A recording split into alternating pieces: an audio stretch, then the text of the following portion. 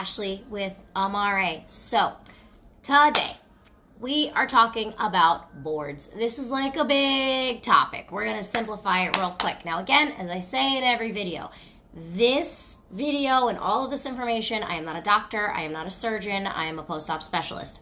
But this video and everything that I recommend is the way that we do things at Amare and why we have the philosophy that we have at Amare based on manual lymphatic drainage massage, which gets your body to suck the fluid back from surgery, suck all that swelling back so that you can pee it out. So, okay, boards. What are they used for? First of all, how do we even know what they are? Well, you go on YouTubes, you go on Instagrams, you go on the Facebook pages, and they're like, oh, get a board after surgery, it'll make you flat. Okay, so you do. And then it's super uncomfortable and you start to get massive swelling and then you get the indent from the board and then you can't sleep with it and then it's really uncomfortable in your garment. So let's back it up real quick. Boards. Doctors give them to you because it's going to make you flat. A lot of times boards are given in Miami after lipo to snatch you or make you super thin, right? Okay, as I say in all my videos, the recovery is just getting the swelling off and getting you healed. The actual results are underneath all of that. So as far as like making you snatched, that's what the surgery is for, not the board. The board, from our perspective, and again, your doctor and whoever else is going to have a different perspective, but you guys need to be listening to professionals, to your doctors, to your surgeons, not some rando on YouTube, not some rando on Facebook that knows nothing about recovery. So, okay. Boards, what are they used for? What do we find that they're used for? In my experience in our profession, lymphatically. Lymphatically, nothing. They cause massive problems. Your doctors a lot of times will give them to you, like I said, as a way to keep you flat, make you snatched, all those things. Okay, sure.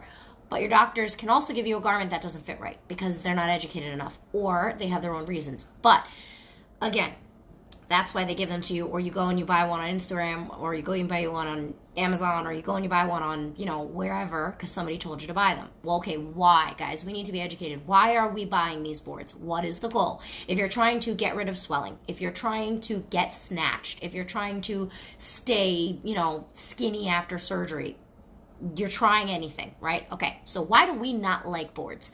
So the only time I will ever tell someone to use a board is after a tummy tuck for actual muscle holding you up because you have no muscles internally. Boards cannot be put in the washing machine and sanitized. If you do, they're cardboard inside, so they're probably going to fall apart. You can hand wash a board, but if you bleed on that board and it seeps through to the cardboard, that's kind of gross. Boards are also extremely hard. So on a very soft, squishy, which we want to keep soft and squishy post-surgery body, that board is going to cut into you, especially if you've had a tummy tuck and it's sitting right up against your tummy tuck scar. It can possibly cause fibrosis under your tummy tuck scar. It can cause healing problems with the incision. Lots of things. Because one, they're not being used correctly, or two, they're not right for your surgery. Not every plastic surgery supply is meant for every surgery. Just because somebody is using it online for their surgery does not mean it's right for your surgery or your body. So keep that in mind. But like I said, we will use boards for a tummy tuck. Now, we are never putting a shirt on and then a board and then your garment. First of all, that's a hot mess. Second of all, if you're using a board, we are putting the Amare Lipo Foams behind the board so that it doesn't cut into you but still gives you support in your garment. Now, if you have a proper garment that is cut for your body, that fits you properly, you should not need a board because that garment is going to hold you up. It's going to hold you in like a soft cast. The foams are going to protect your body from the garment so that you're not getting cut up by the garment and it's not squeezing around your incisions and it's not cutting into you when you sleep or you move or you drive or you sit or whatever. That's what the foam is for. The board, like I said, is if you do need that extra support, if it feels comfortable. If your doctor's telling you to use a board, we're going to put a piece of Amare Lipo Foam in between that board and your body to make sure that it's not cutting into you. So that's how we use boards. Otherwise, if you have just lipo, no ab repair, no tummy tuck, no internal work done. If you had just lipo, we're going to avoid boards at all costs. Why? Because again, when it comes to lymphatic fluid and lymphatic swelling, you want it to be able to move. You want the skin to be able to move so that it starts filtering that stuff out. Number one, boards are hard. when we are dealing with, again, Amare's perspective and the way that we have our philosophy and the way that we do our healing, when we are dealing with it from that perspective of preventing fibrosis, first of all, or treating fibrosis that is already there, we do not want anything hard against your body, trapping that fluid movement, condensing it in an area, which is why squeezing yourself into a garment is not a good thing. Squeezing yourself into a binder or a waist trainer, I did a video last week on waist trainers, is not a good thing. You're not getting any movement. You're not allowing your body to process anything because you're squeezing it and holding all that fluid in that area while we're trying to get it to move. It's going to work against us. So we say no to boards because they are too hard, they cut into your incisions, they cause scars, and in some cases they can possibly be causing the fibrosis because they're trapping all that fluid in that area, holding it against you. Now what I have seen people that wear the board have lines from the board. I've also heard doctors say that we're not going to put foam in your garment because of the lines, or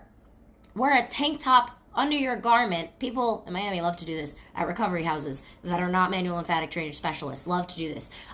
Wear a tank top under your garment that's 10 sizes too tight so you don't get garment burn, which is false. You're still going to get garment burn because that garment is putting pressure on your extremely sensitive skin that you're ripping up with dial, which you don't need to be using after surgery for 3, 4, 5, 6, 7 weeks. Your skin is compromised. That fabric in between you and your garment, anytime you move, if that garment doesn't fit right, that fabric of the tank top is rubbing against your skin. You can absolutely get garment burn from that, 110%, because you're adding more friction. So there's that. And on top of that, when you're wearing a shirt under your garment with a board, anytime you move, so it's one thing to have the garment up against you holding the shirt to you, and when you move it adds a little friction. With that board, the shirt is on top of or underneath the board and the garment's on top of that. When you move and that board pushes in, it's now pushing against fabric, which is pushing against your skin, which is going to hurt, but also can potentially cause garment burn. So there's that. Wearing a t-shirt does not solve the problem of the board. Again, we use boards when they're necessary because your doctor has recommended them specifically, and we rig them in your garment so that they're not hurting your body. They're still super uncomfortable, and if it's really not necessary, we don't use it. If you've only had lipo, we're going to put our Amare Lipo Foams in. I'm going to do a video on these explaining why we have these. These are super flexible. They're super soft. These are machine washable, safe, in cold water only with the Amare recommended detergent, which is safe for these. You cannot use regular detergent on these. It will deteriorate them and turn them to dust. I'll do a whole video on these, and they are available in our online shop now if you guys need foam. These are not memory foam. They don't sink. Like, they're not going to just sink and not pop back. These are very, very, very flexible, and they're thick, and they will pop back when you squeeze them. So, foam. We're going to put this in between your body and the board because, one, these foams are used to push the garment and all the things away from your body to act as a first line of defense to protect it, so nothing's cutting into you and trapping fluid. So you can still wear your board, you can still wear your garment and pad it up with this. So anytime you move, again, super flexible, it's going to push against that thing that's going to potentially cut into your body and hurt you. And that's why we use these. So again, if you want to still use your boards because you're attached to them, this is Buddha. Buddha is coming to say hi. If you want to use your boards because you're attached to them, if you want to make sure that you're following your doctor's rules and using your boards, you absolutely can, but we can help you do it in a way that it's not going to hurt your body. So there's that. Also, another fact about boards, again, not machine washable, but a lot of people think boards are foams. That's not the case. A board is a hard, stiff thing. Now, boards can come in two types of material. Boards can come in that, like, foam spongy thing where it's kind of foam, but it's still super hard. Anything super hard against your body, garment-wise, supply-wise, massage-wise, rollers and all kinds of things, is going to mess up your surgery because your body is super fragile. So that's number one. But number two, that foamy type of backboard thing that you guys wear, and they say it's to contour your back, guys, no. You had lipo, you're already contoured. No. What they're doing that is to maybe protect your garment, to maybe keep the fluid out of your back, but what that does is it doesn't get the fluid to go back into your body. It just pushes it out from that space where the board is, and now you have this outline of swelling and a hard patch in the middle from that backboard. So backboards, abdominal boards, they're all the same thing, even though they're made of, like I said, either cardboard or that different kind of like spongy material. M&D has that board. That's the most famous one. We do not use those. We do not recommend those. We recommend this, the Amare Lipo Foam, because again, this is going to protect you. This is going to be soft and flexible enough for your swelling to go down, but this is also going to make sure that you're protected from your garment. It's going to make sure that your body is protected from whatever things that you are using, including backboards and things like that.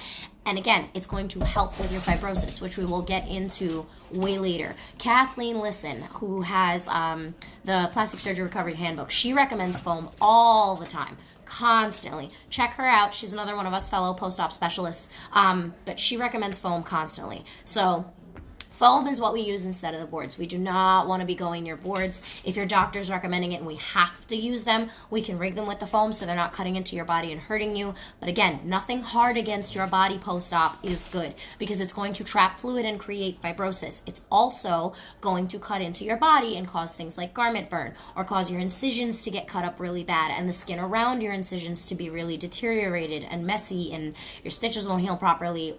Or you'll have really thick scars because the scab was so thick. So again, boards, no, not for us. Unless we absolutely have to, like I said, by a doctor.